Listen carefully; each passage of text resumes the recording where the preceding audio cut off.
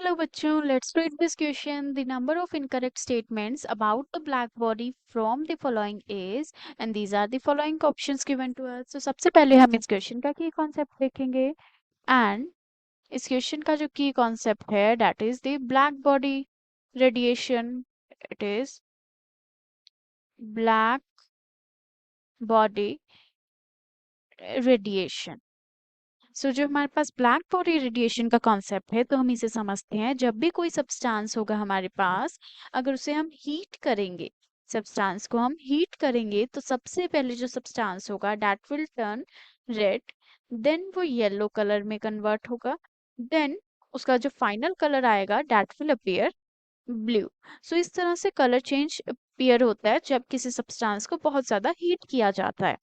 And अगर हम ये कलर्स को ऑब्जर्व करें in the VIBGYOR, so here we can write VIBGYOR.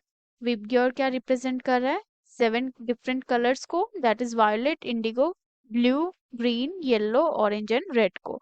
So this is the VIBGYOR and in this we can see हमने पहले red हुआ, येलो हुआ एंड ब्लू हुआ. पहले रेड हुआ, देन येलो हुआ एंड देन ब्लू हुआ. एंड पर्टिकुलर जो हमारे पास विबग्योर है इन दिस, अगर हम देखें when we move from right to left to right, जब हम मूव करते हैं तो जो वेवलेंथ है वो इंक्रीज होता है. एंड अगर हम राइट टू लेफ्ट मूव करते हैं तो वेवलेंथ डिक्रीज होता है. एंड द कलर चेंज जो हमारे पास आ रहा है that is from red to yellow to blue, which means जो वेवलेंथ है कलर का वो इंक्रीज हो रहा है बाय द टेम्परेचर. जैसे जैसे टेम्परेचर को इंक्रीज करवाया जा रहा है वेवलेंथ डिक्रीज हो रहा है. By this we can say कि temperature and wavelength are inversely proportional to each other. And जो हमारी ब्लैक बॉडी होती है, ब्लैक बॉडी जो होती है वो सभी जो हमारे पास वेवलेंथ होती है इलेक्ट्रोमैग्नेटिक स्पेक्ट्रम की, उससे एमिट भी कर सकती है और एब्जॉर्ब भी कर सकती है. So black body can emit and absorb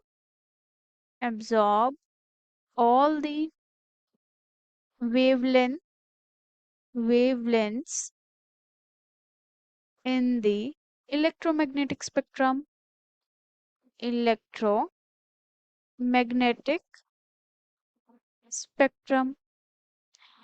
and जब हम टेम्परेचर और वेवलेंथ को देख रहे हैं, these are inversely proportional to each other, for which जब हम इंटेंसिटी और फ्रीक्वेंसी का ग्राफ बनाते हैं, इंटेंसिटी एंड एक्स एक्सिस पर फ्रीक्वेंसी रिप्रेजेंट करते हैं.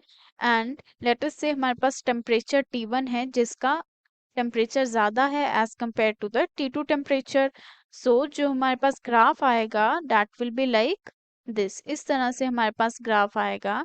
एंड T1 जो हमारे पास ज़्यादा टेम्परेचर वाला है that will have the more intensity and this represents the T2. Now let us see the given statement.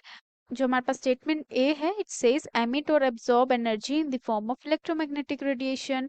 सो जो ब्लैक बॉडी होता है वो एमिट और एब्जॉर्ब कर सकता है एनर्जी को in the form of electromagnetic radiation. ये बिल्कुल करेक्ट स्टेटमेंट है, we have already discussed.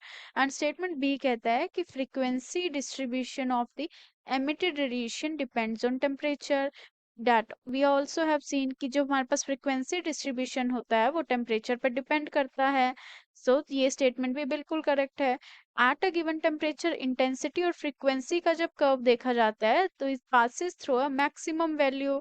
And ये जो हमारे पास मैक्सिमम वैल्यू आती है इसकी बात कर रहे हैं. सो this is also correct. And the option D or statement D says the maximum of the intensity versus frequency curve is at higher frequency at higher temperature compared to that at lower temperature. And ये भी हमने graph में देख लिया है, which is also correct. So by this we can say इसमें जो हमारे पास wrong statement और incorrect statement है वो कोई भी नहीं है. So आंसर हमारा हो जाएगा 0. So 0 should be the final answer of this question. Hope you understood it well. Best of luck.